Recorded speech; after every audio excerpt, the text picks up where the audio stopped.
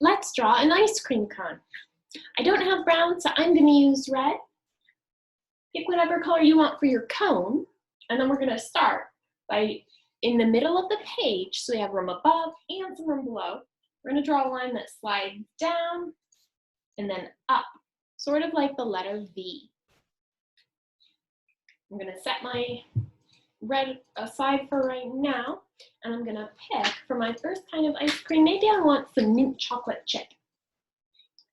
So I'm going to add a circular shape, kind of a curve on top, and then we can do some kind of uneven ice cream at the bottom. I'm using red again for a cherry, so I'm going to put a small circle on top, and then we can give it a stem so that it looks more like a cherry. We could add maybe some chips to our ice cream, so I'll add some little squares.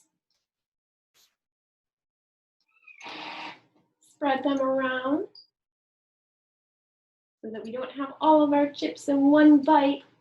I like when all of the chocolate chips are spread around, we can color those chips in. And then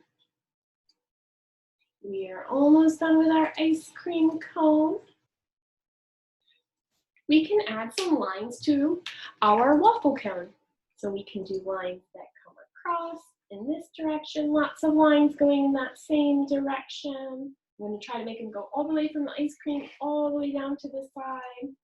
There we go. And same for the other direction, but this time they're going to go the opposite direction to make squares. We've got lots of little squares because we're making it into a grid. Lines going one way and the opposite. And there is my ice cream. Let's make a big letter I for ice cream.